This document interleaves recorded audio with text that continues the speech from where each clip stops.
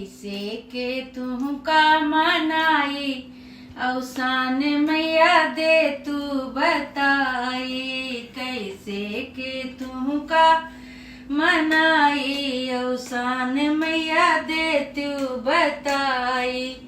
कैसे के तुहका मनाई अवसान मैया दे तू बताई। गंगा जी के पानी मैया मछली जूठा रे। गंगा जी के जल मैया मछली जूठा रे।